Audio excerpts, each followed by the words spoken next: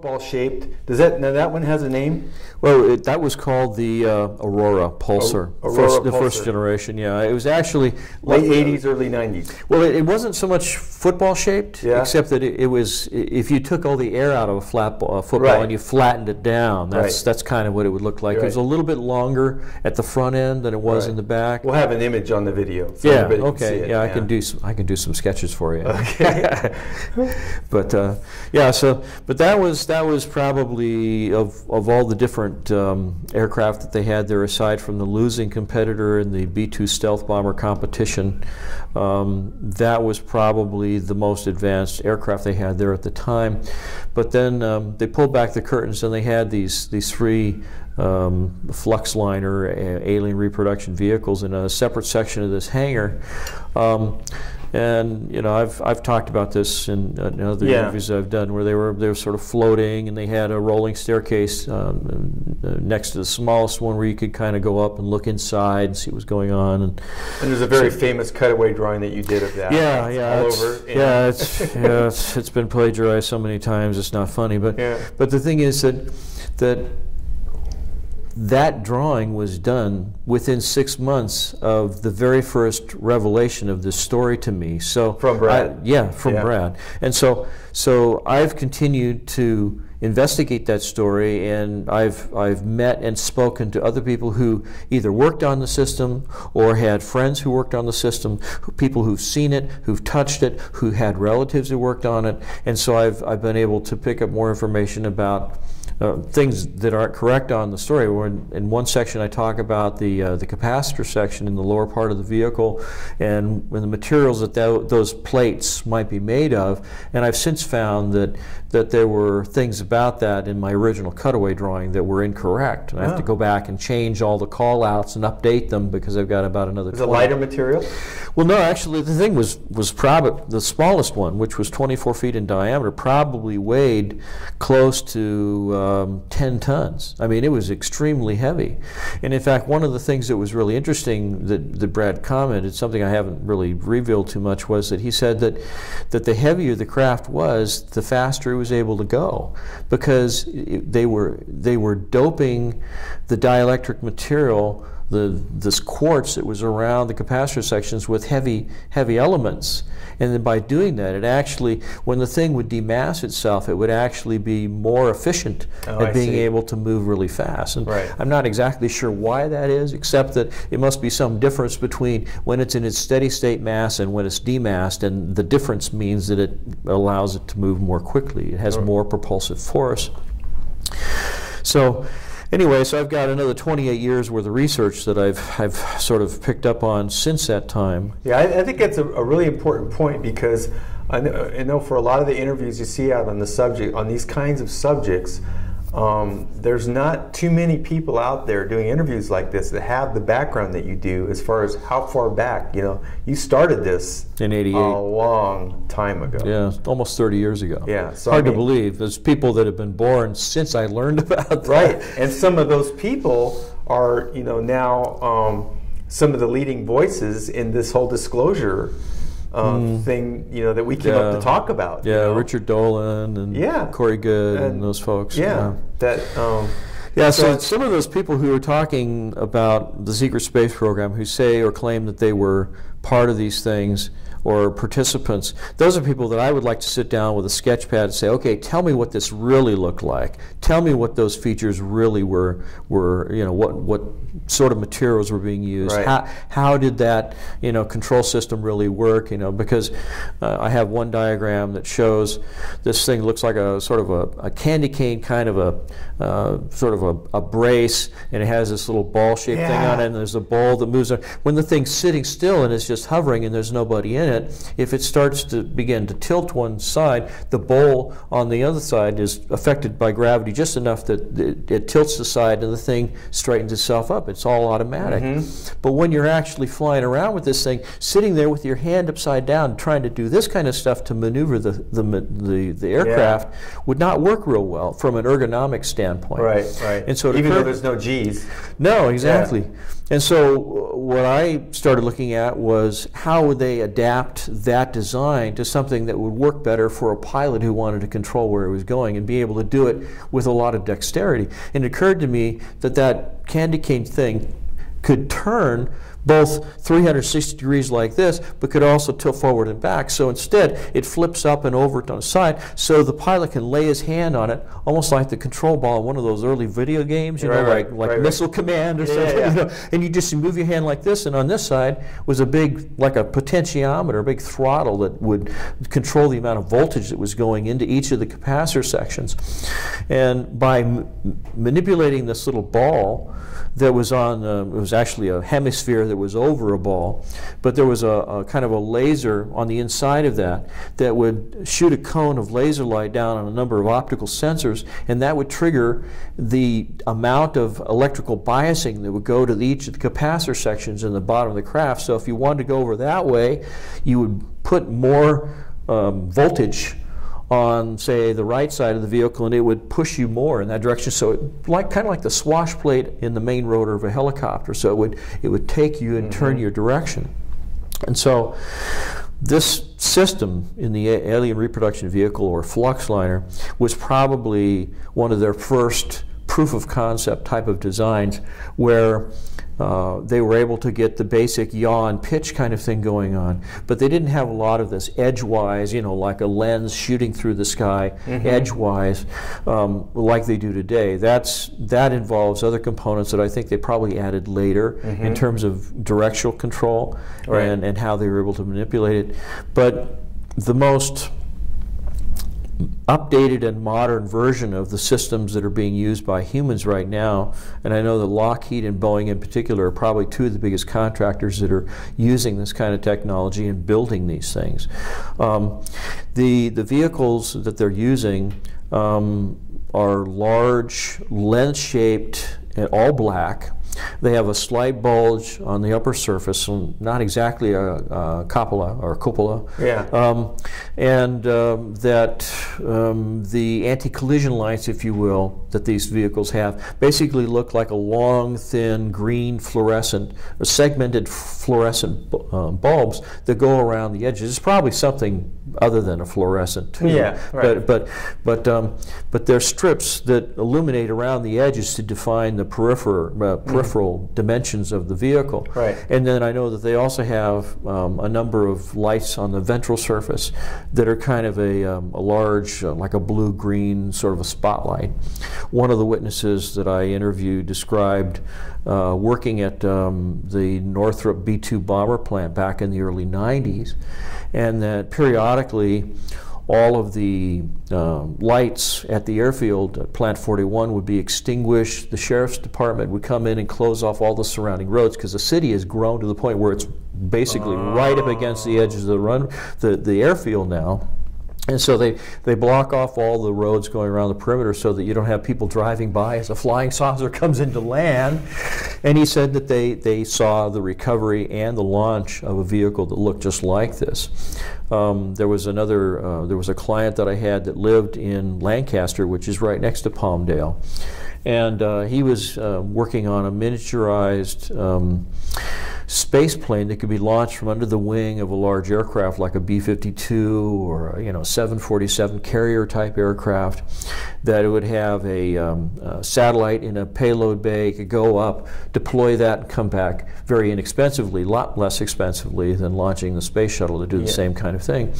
But he had a neighbor who'd seen one of these same vehicles and described it exactly the same: large, black, lens-shaped disc, the lights around the perimeter, a slight dome on the top. So they have multiple witnesses to this particular more advanced version of this kind of a system that's using some kind of an anti-gravity propulsion system, and just incredible accelerations, things that going from a standing hover to almost disappearing, like Bugs Bunny, a little puff of smoke, and gone, that kind of thing. So you also did quite a bit of work on chemtrails.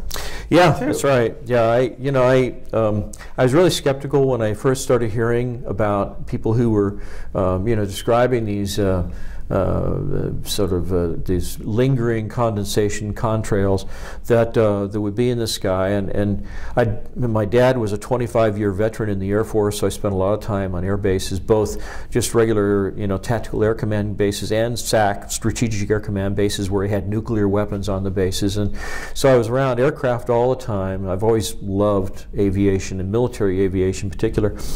And and I grew up in Phoenix, Arizona, and Chandler, where they had the fighter training school out at Williams Air Force Base, and we had planes flying over my kindergarten all the time, breaking the sound boom, the sonic barrier, sonic booms, and that booming sound. Some of the kids would go into hysterics and be crying, and I'm going, yeah, that's a plane, that's one of our guys, And I mean, so it's kind of, you grow up in that environment and you have an enthusiasm. It gets in your blood. Oh, it does. It really does. I mean, even today when I go on to, being a disabled vet, and when I go on to a base where there's a military hospital and a VA clinic, that kind of thing, I feel right at home. Mm-hmm. The grass is beautifully manicured, the lines on the street are razor sharp, and you can tell you're in a very disciplined environment where people have a certain level of mutual respect for one another, and there's a chain of command, mm-hmm. and it's well organized, and it's not like the chaos that you see in the civilian world where people do pretty much whatever they please,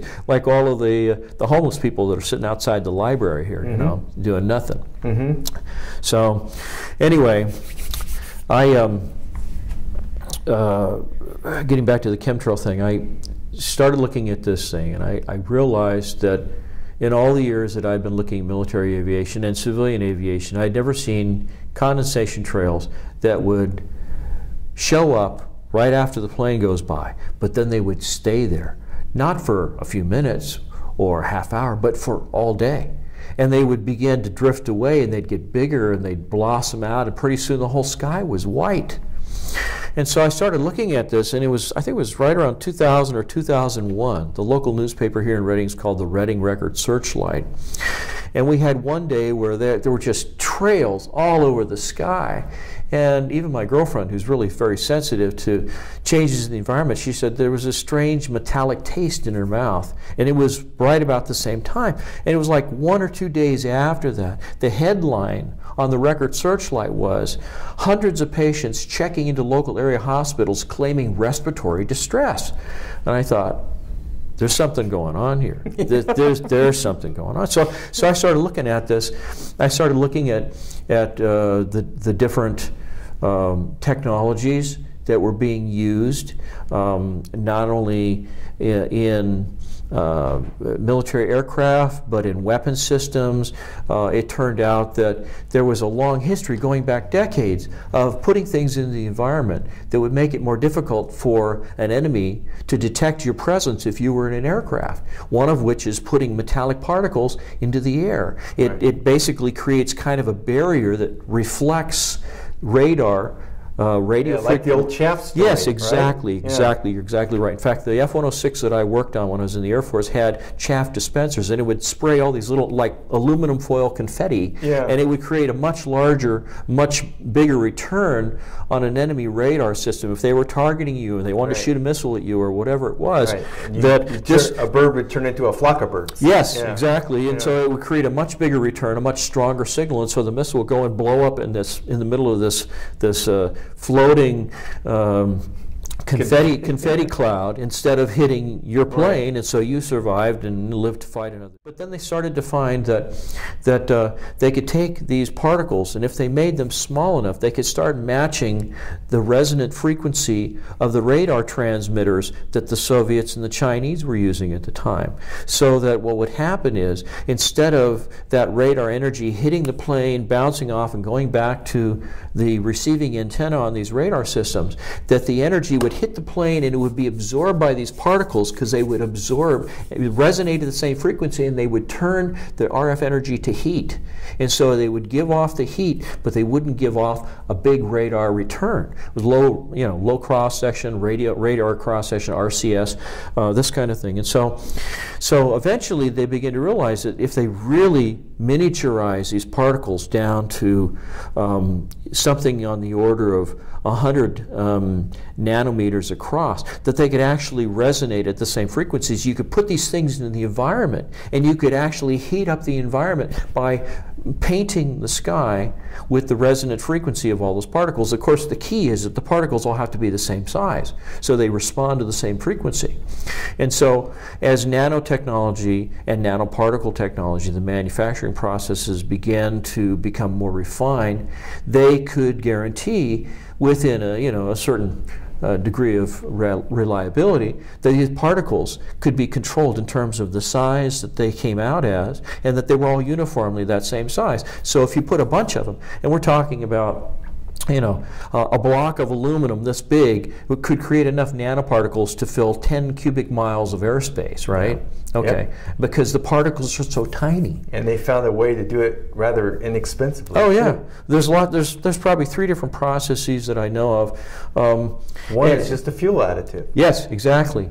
In fact, there are a number of papers that I found that are not classified, that might have been at one time, but they've now been declassified. Right. But they talk about putting oxide-coated aluminum particles in jet fuel and in rocket propellant. And the whole idea is that if you look at the chemistry of aluminum in particular, if you're a welder and you're going to weld aluminum, one of the big problems is that it readily combines with oxygen, and that'll make the aluminum more porous and not as strong when you're welding.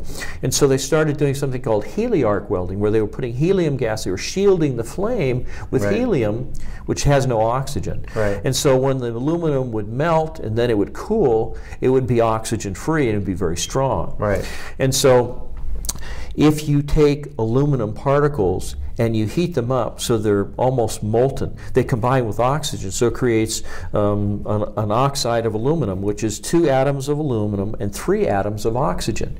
But if you melt it or you incinerate that particle of aluminum oxide, it releases all that oxygen into the environment. And if you happen to be burning jet fuel at the time, it basically makes the combustion process far more efficient. So you can put this stuff right in the fuel. You can integrate it into the aircraft system in a way that the average consumer would never see it, even on commercial flights. Right. It won't hurt the aircraft. Right. It won't hurt the turbine blades in the jet engine. Right. But it improves engine efficiency because you get a cleaner burn, a more efficient burn. You get greater thrust, greater range, and greater altitude because you're putting an oxygen supply right in the fuel. And of course, as you go higher, the amount of oxygen in the atmosphere is less and less and less. So if you have oxygen in your fuel and your control surfaces are big enough that you can still maneuver the plane, you can go higher where there's less wind resistance, which means you go further on the same fuel load. Right. See, so there's all these advantages, but the downside, the dark side of this is that aluminum comes out in the exhaust stream, and it eventually comes back to the surface of the planet right. as fallout. Right. And it affects the pH, the potential hydrogen or the alkalinity of the soil. It affects the ability of algae to reproduce in freshwater aquifers and, right. and aquatic systems. So it affects the ability of small, what do they call invertebrates, and other kinds of... There's a lot of biological functions that are adversely affected by this because You're it's absolutely occurring in a very unnatural form. You're right. You're absolutely right.